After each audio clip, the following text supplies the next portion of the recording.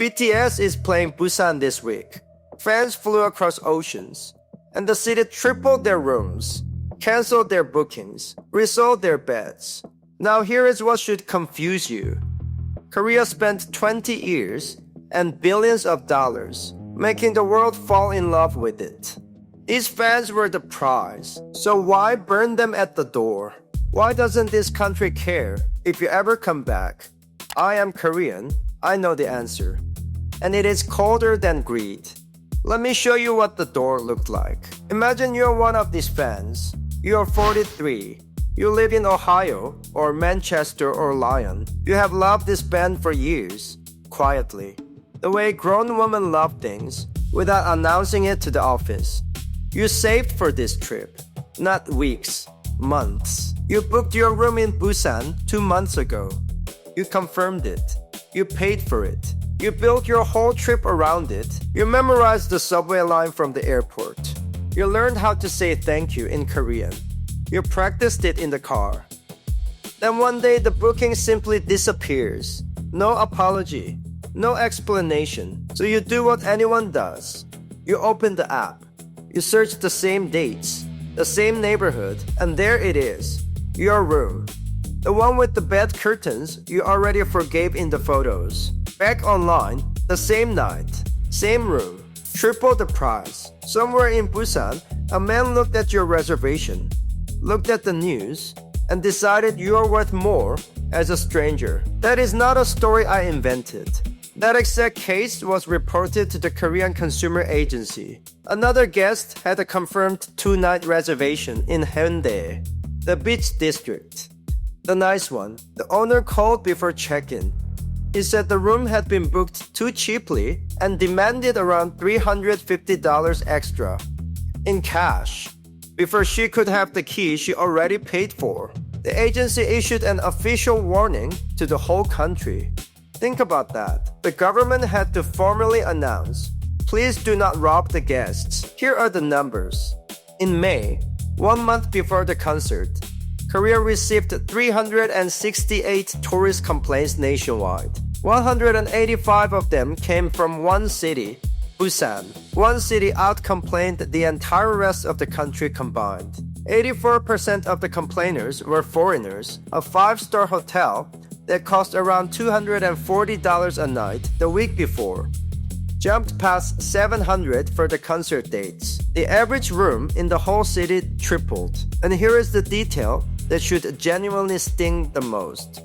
2 of the 7 members of this band grew up in Busan. This is their hometown.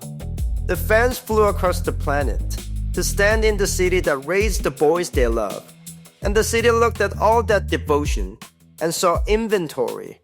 Now, if you think this was something special, something they cooked up just for foreigners, just for you, let me ruin that idea. In 2022, BTS played this same city. A free concert. Hotel prices near the stadium rose up to 30 times. Rooms that cost $65 were listed for $650. There was a national scandal. The city promised task forces, crackdowns. Never again. 4 years later, same city, same band, same headline.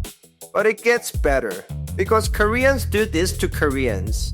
A few years ago, there was a famous festival in a small town. A vendor sold a bag of old-fashioned crackers, street snacks, the kind your grandmother would buy. The price was about $50 for one bag of crackers. It aired on national television. The whole country exploded. The county government bowed and apologized. At another festival, a single plate of food cost about $20. A bowl of fish cake soup cost $7. Reporters dug into it and found brokers selling vendor spots for tens of thousands of dollars, taking 30% cuts in cash at midnight. Every summer, every festival, every holiday, Koreans gouge Koreans. The news reports it. Someone apologizes. And next year it happens again. So no, you were not targeted. You were not discriminated against. You simply walked into the default setting. And that should scare you more than discrimination. Because discrimination has a reason. A default setting has a system. So the question changes now. Forget the tourists for a second. Why does this country do this to itself? You probably think your bed was resold by one greedy old man. That is adorable. Let me introduce you to the professionals. A few years ago, a television crew followed the money behind a famous Korean festival. What they filmed should have been a crime documentary. Past midnight. After the families went home, men sat across from each other at the empty festival ground, counting cash. These men are brokers. Their entire job is selling the right to overcharge you a spot to sell snacks at a big festival sold under the table for tens of thousands of dollars. The brokers take their cut, 30% in cash, in the dark. So when you see a $50 bag of crackers, that is not one greedy vendor, that is a man servicing a debt to a shadow industry that sold him the right to rob you before you ever arrived. And this industry has seasons, like fruit, cherry blossoms in spring, beaches in July, festivals in autumn, and a concert. Any concert, anywhere. The week BTS was announced, the prices in Busan moved before the tickets did. The gouging was faster than the box office. Now here is the part that should genuinely disturb you. Everyone knows, the government knows, the news knows, your taxi driver knows. Every single year, the same ritual plays out. A receipt goes viral. The country explodes. An official bows. A task force is announced. And the next season, it happens again, to the decimal. They promised crackdowns after the 2022 concert, when rooms went up 30 times. 4 years of promises later. Here we are, same city, same band, same headline. Why does nothing work? Because you cannot regulate a national instinct. This country survived war, survived poverty, survived a crash in the 90s that erased whole families overnight. And it walked out of all that with one lesson burned into its spine. When the window opens, take everything you can carry. Because the window closes. The broker at midnight, the motel owner with your booking, the taxi with no meter. None of them are thinking about you. They are thinking about the window. And they treat each other exactly the same way. Koreans gouge Koreans, scream about it online, and go to work the next morning and do it to someone else. So that is the street, a country where everyone is racing the window, and nobody is paid to remember your face. Which leaves one question, the most important one in this whole video. Your love went to this country. Your money went to this country. So who exactly was supposed to care about you? Follow the money with me. Because the answer has a name. And the name is nobody. Nobody owns the dream. It is a short trip. And it explains everything. Take 2 of your own dollars. Follow them. The first dollar is the one you spent tonight. On your couch. When you press play on a Korean drama, the dollar gets on a plane. It flies to a streaming platform, then to a studio in Seoul, then into the budget of the next drama, the one being written right now, specifically to keep you watching. That dollar buys a system whose entire job is remembering exactly what you like. Now the second dollar, the one you handed over in Busan, at a front desk, for a room that used to cost a third of that. That dollar walks across the counter, into one man's pocket, straight into a loan payment, and dies there. No system, no memory, no next time.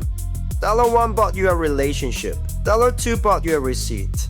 Same wallet, same love, 2 completely different countries. When you fall in love with Korea, who profits when you stay in love? The entertainment company, the streaming platforms, the drama studios, the national brand.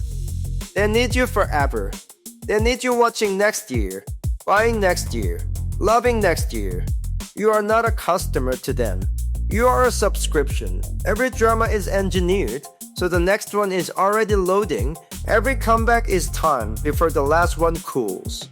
The whole industry is a machine for making sure you never finish. Finishing is the one thing you are not allowed to do. Now, when you physically arrive in Busan, who profits? A motel owner, a taxi driver, a restaurant with 6 tables, and here is the punchline of this entire video. Those two groups have never met. The company that needs your loyalty will never see your face. The man who sees your face gets nothing from your loyalty. If you go home heartbroken and never return, the entertainment company loses a customer. The motel owner loses nothing. You were never going to sleep in his building twice anyway. Your next trip is Seoul, or another city, or another country. He knows this, so to him you are not a relationship. You are a transaction with a boarding pass. The dream is sold by the nation. The bill is printed by one tired man with a loan. And between those two, in the space where someone should be protecting you, making sure you live happy, making sure you come back, there is nobody. The city's reputation belongs to everyone, which means it is the responsibility of no one. And before you say it, yes, the government steps in every time. Task forces, hotlines, official warnings, press conferences with serious faces. They did it in 2022. They are doing it right now. And it keeps happening anyway. Because you cannot regulate 10,000 individual windows, each one opening for 1 week, each one attached to one loan, each one convinced, correctly, that this chance will not come again. The state can punish 100 motels. It cannot install a tomorrow in any of them. Write this down somewhere. The Korea that needs you to return will never meet you. The Korea that meets you does not need you to return. That is not a flaw in the system. That is the system. And now I can finally pay you what I promised. The answer to the question from the start. Why doesn't Korea care if you ever come back? I told you it was colder than greed. Here it is. Greed gets a bad reputation. But think about what greed actually does. Greed remembers your name. Greed comes your dessert. Greed upgrades your room. Greed smiles at the door and says see you next year. Because greed wants your money forever. Greed is at least a relationship. What happened in Busan is not greed. It is indifference. Structural. Designed. Nobody's fault and everybody's habit. There is no person in that entire chain whose job is to care whether you come back. Not one. Think about how strange that is. A nation builds the most successful emotional expert in human history. Songs about loving yourself, dramas about being seen, men engineered to make strangers feel chosen. Millions of women across the planet feel personally attached to this country, and when one of them physically arrives, holding her suitcase, holding her years of devotion, there is no desk for her, no department, no job title. Nobody whose paycheck depends on her living happy. The love was industrialized. The arrival was never planned for. The algorithm cares. Oh, the algorithm remembers everything about you. What you watch. What you replay. Which face makes you pause at 1 in the morning. How many seconds you stare before you scroll. The algorithm knows your taste in men better than your friends do. It is the most devoted lover you have ever had. It never cancels. It never forgets. It never asks for $50 in cash at the front desk. And the algorithm does not need you in Korea. It needs you on your couch, with the lights off, and the volume low, right where you are now. Because here is the truth about the warmth itself. Korea is not a warm country with extra warmth to export. It is a starving country, writing down everything it is hungry for, and selling the menu to you. So look at what we found. The only Korea that lives or dies on whether you return is the one inside your screen. Of course it felt warmer. It is the only Korea that was ever built to keep you. And now you understand something about this man too. The drama husband who never forgets. The idol who looks straight down the camera at you. They remember you for the same reason the motel owner forgot you. It is their business model. His was one night. Theirs is the rest of your life. One more thing before I sleep. When this scandal broke, something else happened that did not make the foreign news. Temples in Busan opened their doors, churches, universities. They offered beds for free or at honest prices, so the fans would have somewhere decent to stay. Hundreds of beds, no cameras, no profit. So the street has another face too. This country can shake you down at the front desk and shelter you at the temple gate. In the same week, that is Korea. Both things at once, always. So go to Busan if you want. The ocean is real. The food is real. The city is genuinely beautiful. Just know which Korea you are booking. And before you go, answer me this in the comments. If you finally flew to meet the country you love and it handed you a bill at the door, would you still go back? I am asking because I genuinely do not know the answer. It is 2 in the morning in Gwangju. The kids are asleep. And somewhere in Busan right now, a man is setting tomorrow's price on a room he will rent to someone who loves this country more than he will ever love her back. Stay real because that is what I crave.